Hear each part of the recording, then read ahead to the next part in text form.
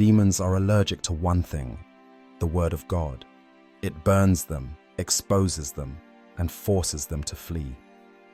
They can handle your emotions, they can mock your fear, but they cannot withstand divine truth spoken with authority. Because when the Word of God is declared, it's not just sound, it's a sword. Hebrews chapter 4 verse 12 says, "For the Word of God is alive and active, sharper than any double-edged sword." Every verse spoken in faith slices through invisible chains and sends spiritual shockwaves through the kingdom of darkness. Demons don't flee from volume, they flee from authority. And authority only comes when you speak what God has already declared. So today, we're revealing the scriptures that send demons into panic mode. Verses so powerful that the moment you say them, spiritual forces lose their grip. And if you stay until the end, you'll join a prayer that ignites divine fire, the kind that makes every demonic plan around your life crumble like ashes. The power they fear most. Imagine this. It's midnight, your room feels heavy, and a strange fear creeps into your chest. You feel watched, though you see nothing. That's not your imagination. That's spiritual pressure.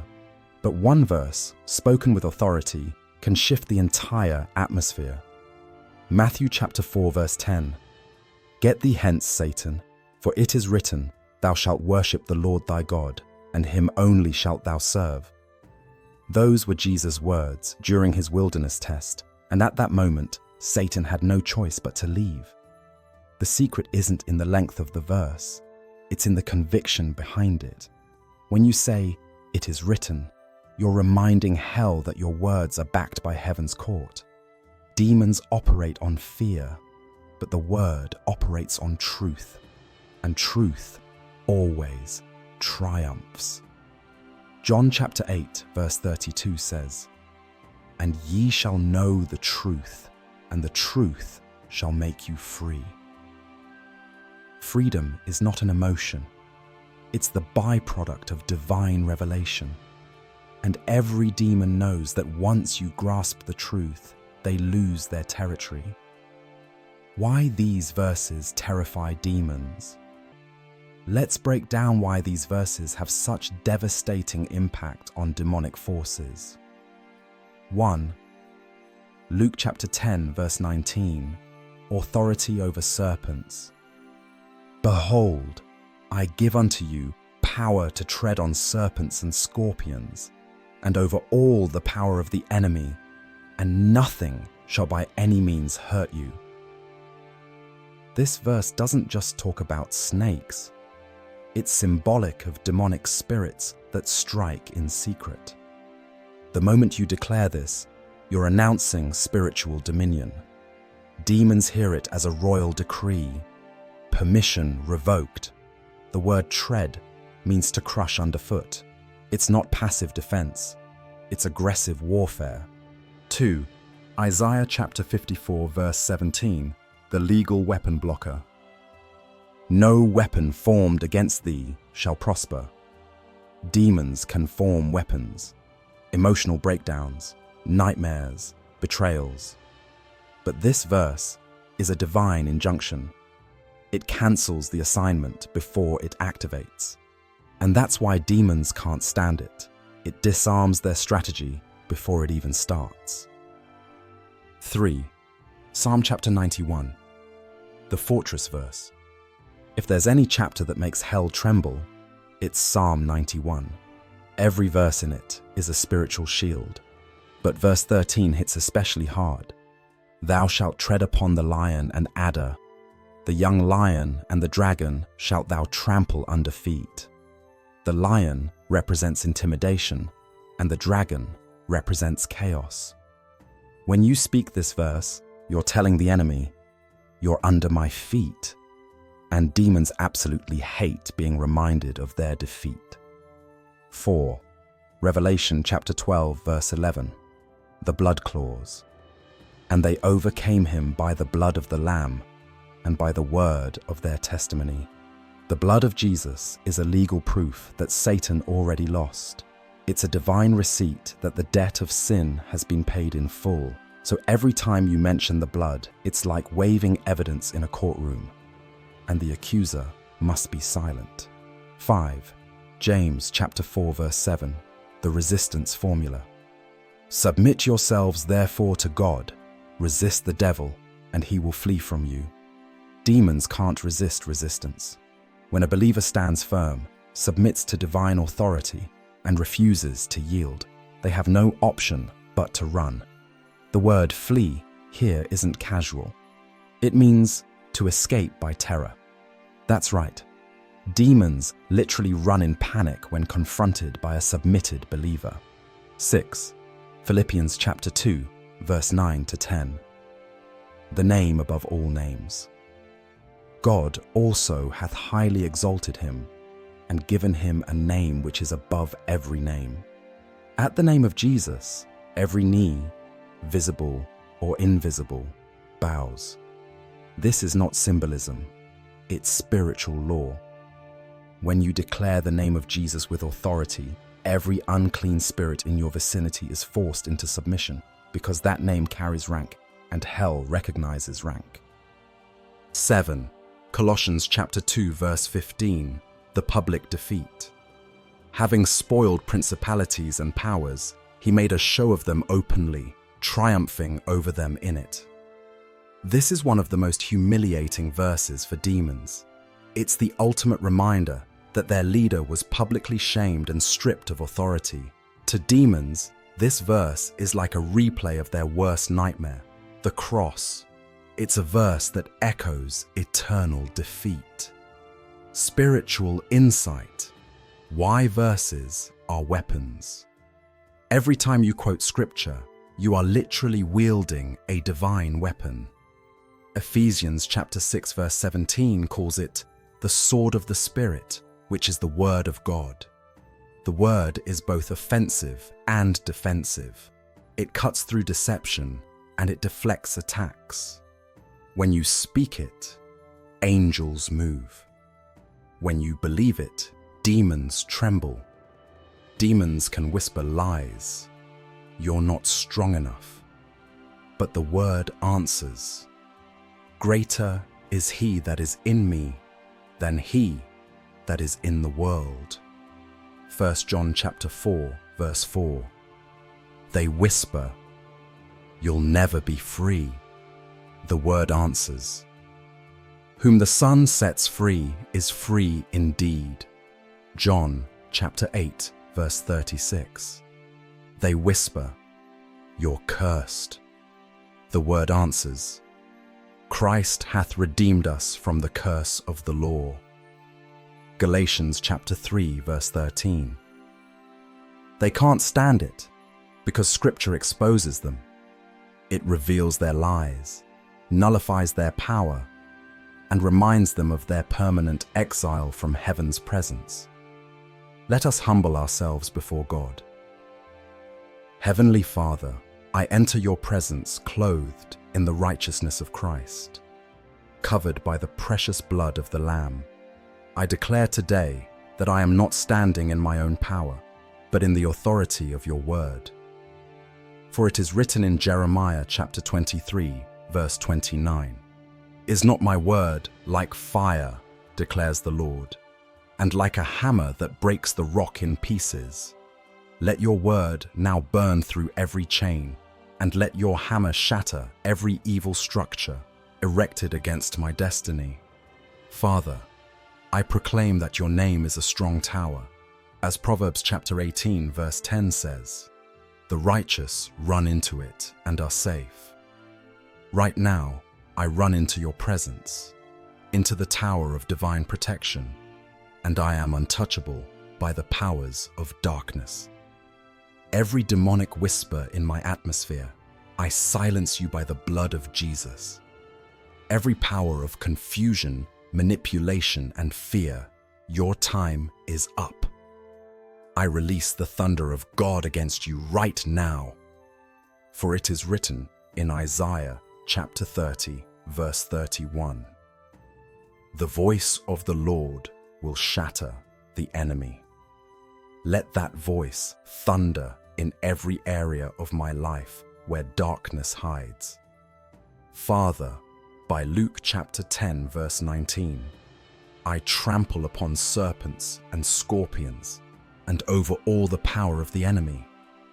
I declare divine immunity. No charm, no incantation, no spell, no curse shall penetrate my covering. For you have said in Numbers chapter 23, verse 23, surely there is no enchantment against Jacob, neither is there any divination against Israel. Therefore, every enchantment, every ritual, every demonic monitoring device, break now by fire. Lord, arise and let your enemies be scattered. As you did in the days of Moses, scatter every camp of witchcraft working against my peace. Let the arrows they've shot return back to sender. Let every altar speaking my name in the dark receive the fire of the Holy Ghost. For it is written in Psalm chapter 68, verse 1, let God arise, let his enemies be scattered, let them also that hate him flee before him.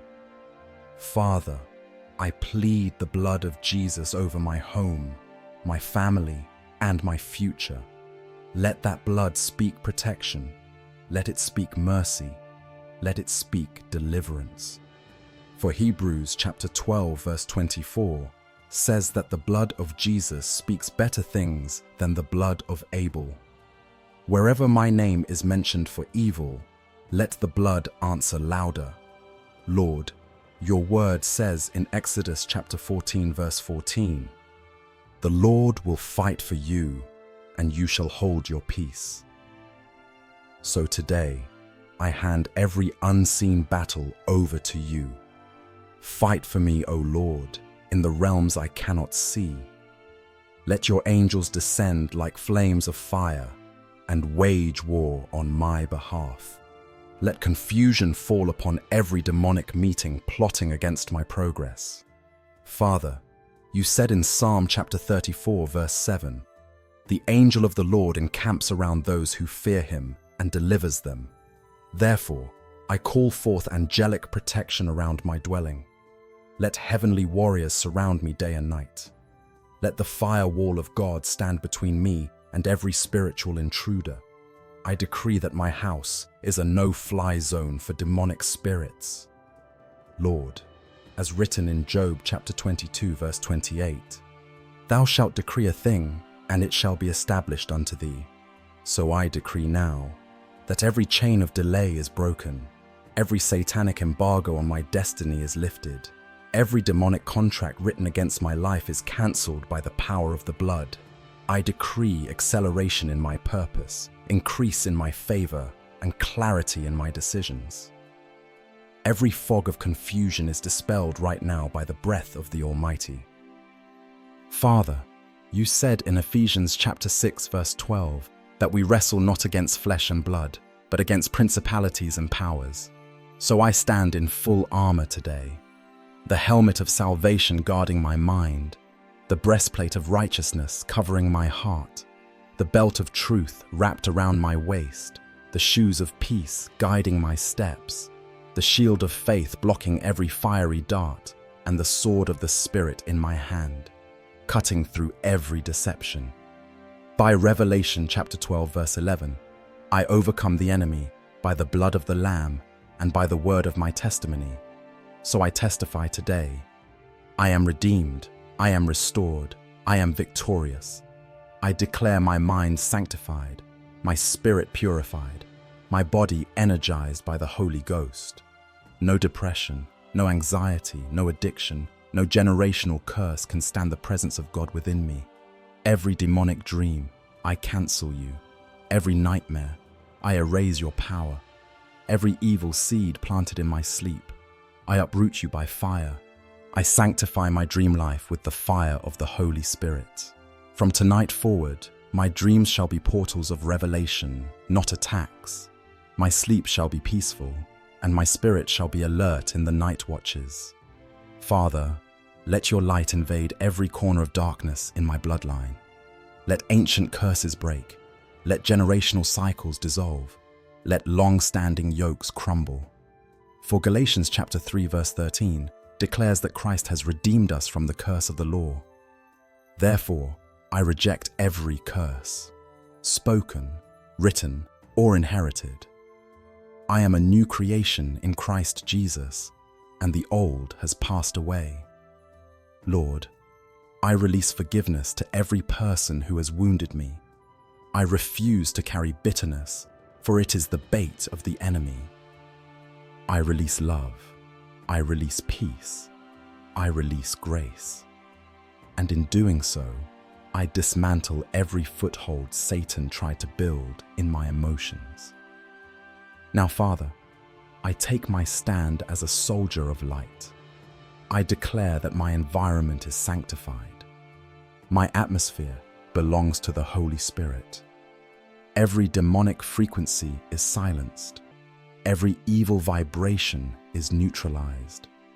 Every gate of my destiny is guarded by angels of fire. As Psalm chapter 27 verse 1 says, "The Lord is my light and my salvation. Whom shall I fear? I fear no evil, for you are with me. Your rod and your staff, they comfort me. You prepare a table before me in the presence of my enemies. You anoint my head with oil, and my cup runs over. I prophesy over my life. The rest of my days shall be filled with peace, not torment. My mind shall host divine thoughts, not demonic whispers. My house shall be a dwelling of angels, not shadows. My destiny shall shine brighter and brighter unto the perfect day. Everywhere I go, the presence of God will precede me like fire and follow me like glory. Every tongue that rises against me shall be condemned. Every snare hidden in the dark shall be exposed. Every plot designed to derail me shall backfire. Father, seal this prayer with divine authority. Let your Holy Spirit saturate this atmosphere. Let waves of power radiate from this declaration, healing, restoring, breaking, rebuilding. Let the name of Jesus echo in every corner of my life like thunder. Jesus over my mind, Jesus over my health, Jesus over my family, Jesus over my finances, Jesus over my purpose. For Philippians chapter 2 verse 10 says, "At the name of Jesus, every knee should bow, of things in heaven and things in earth and things under the earth." So now, let every demonic knee bow. Let every dark throne collapse. Let every evil name opposing mine be silenced forever. By the covenant of the cross, I am untouchable. By the blood of the Lamb, I am unstoppable. By the power of the Word, I am unbreakable. And by the Spirit of God, I am unshakable. Thank you, Lord, for my deliverance. Thank you for your word that never fails. Thank you for the power of the Holy Ghost that drives out darkness. In the mighty, matchless, victorious name of Jesus Christ. Amen and amen. Demons can't stand verses like these because they expose their weakness, truth. Every scripture you speak is a spiritual declaration that you are not a victim of darkness, but a vessel of light. When you know the word, you don't fear the night. The night fears you.